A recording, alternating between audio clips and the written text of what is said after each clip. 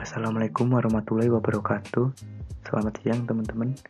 Dalam video kali ini, kami dari kelompok 11 akan memaparkan presentasi hasil kerja kami untuk tugas review jurnal kelembagaan dengan judul Peningkatan Kapasitas Kelembagaan Kelompok Tani dalam Pengembangan Usaha Tani Agroforestry dengan studi kasus di Desa Cukang Kawung, Kecamatan Sodong Hilir, Kabupaten Tasikmalaya, Provinsi Jawa Barat. Sebelumnya, perkenalkan nama saya Aryas Budi Suryono dengan NPM 1810101095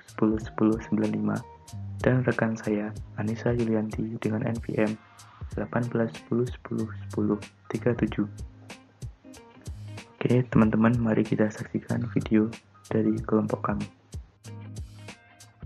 Baik teman-teman, untuk konten presentasi yang akan kami tampilkan dalam video kali ini adalah pertama, judul jurnal, tahun dan nama penulis jurnal, latar belakang penelitian, tujuan penelitian, metodologi penelitian, hasil dan pembahasan, kemudian kesimpulan, dan kelemahan serta kelebihan dari jurnal.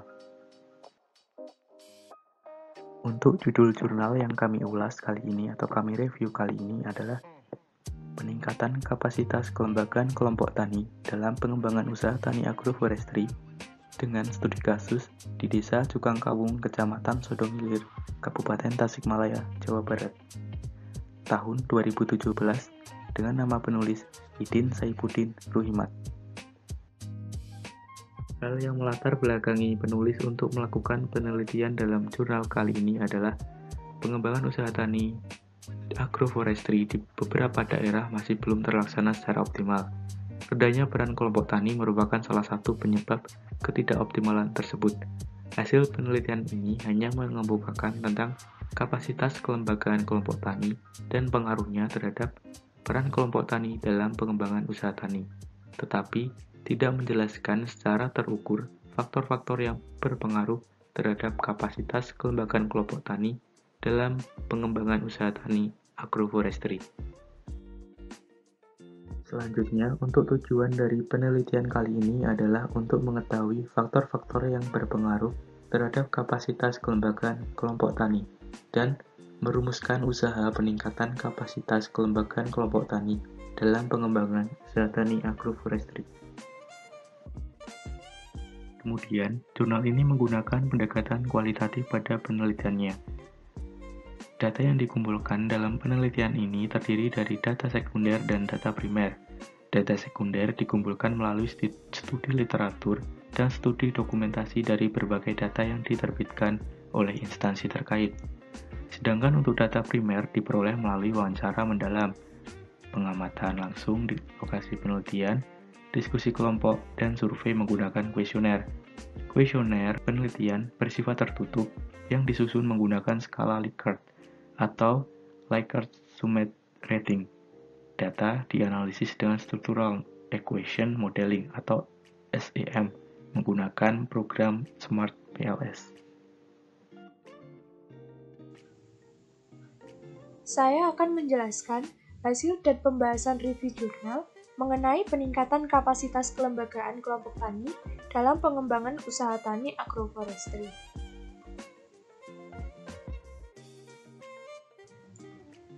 Faktor-faktor yang berpengaruh terhadap kapasitas kelembagaan kelompok tani.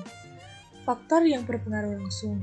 Dalam penelitian ini menjelaskan bahwa tingkat kedinamisan kelompok tani dan partisipasi anggota pada setiap kegiatan kelompok tani memiliki pengaruh langsung terhadap tingkat kapasitas kelembagaan kelompok tani dalam pengembangan usaha tani agroforestry. Faktor yang berpengaruh tidak langsung. Yang pertama, peran ketua.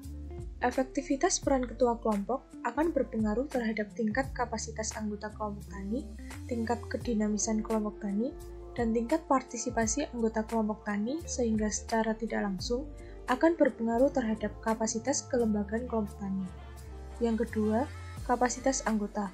Peningkatan kapasitas anggota yaitu manajerial, teknis, dan sosial akan berpengaruh terhadap kapasitas kelembagaan kelompok tani melalui peningkatan partisipasi anggota kelompok tani. Yang ketiga, peran penyuluh.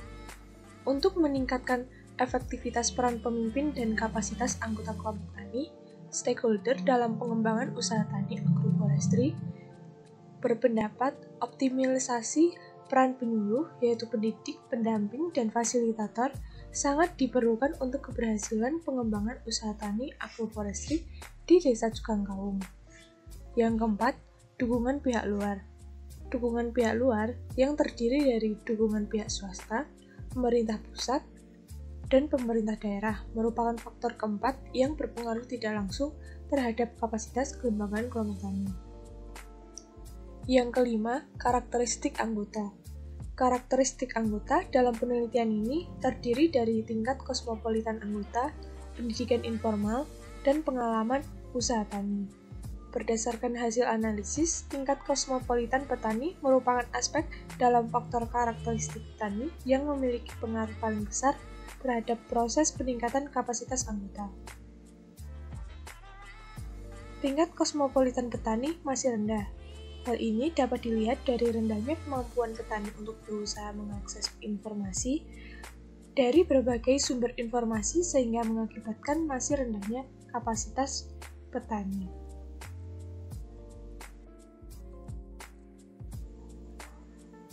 Usaha peningkatan kapasitas kelembagaan kelompok tani.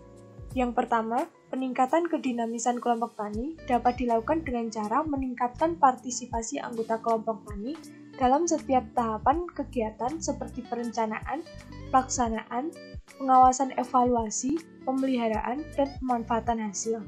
Yang kedua, peningkatan partisipasi anggota kelompok tani dapat dilakukan dengan cara mengoptimalkan peran ketua kelompok tani dan meningkatkan kapasitas yang dimiliki oleh anggota. Yang ketiga, pelaksanaan pendidikan, pelatihan, penyuluhan, dan pembinaan terhadap seluruh anggota dan ketua kelompok tani merupakan salah satu cara untuk meningkatkan kapasitas anggota dan peran ketua kelompok tani. Yang keempat, tingginya kapasitas anggota dan peran ketua kelompok tani akan memotivasi seluruh anggota untuk berpartisipasi aktif dalam setiap kegiatan kelompok, sehingga akan terwujud kelompok tani yang aktif dan dinamis. Yang kelima, tingginya tingkat partisipasi anggota dan kedinamisan kelompok tani akan mampu meningkatkan kapasitas kelembagaan kelompok tani dalam mengoptimalkan peran kelompok sebagai wadah belajar, kerjasama, dan unit produksi bersama untuk seluruh anggota. Yang keenam, kapasitas kelembagaan kelompok tani yang optimal ditandai dengan tingginya tingkat pencapaian tujuan, efektivitas fungsi dan peran struktur, inovatif, dan keberlanjutan kelompok tani. Yang terakhir, peran kelompok tani yang berjalan optimal diharapkan dapat mendukung keberhasilan pengembangan usaha tani agroforestry di Desa Cukangkawung sehingga fungsi agroforestry dalam meningkatkan nilai tambah ekonomi sosial dan lingkungan dapat terwujud.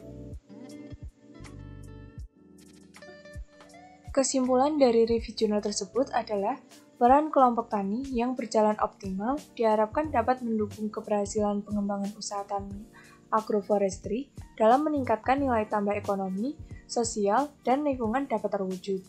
Untuk menciptakan hal tersebut, maka harus dilakukan upaya untuk meningkatkan kapasitas kelembagaan kelompok tani dengan meningkatkan kedinamisan kelompok tani dan partisipasi anggota dalam setiap kegiatan kelompok tani.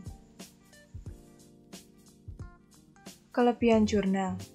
Yang pertama, penulis menyajikan atau menjelaskan metode penelitian dengan gamblang dan mudah dipahami.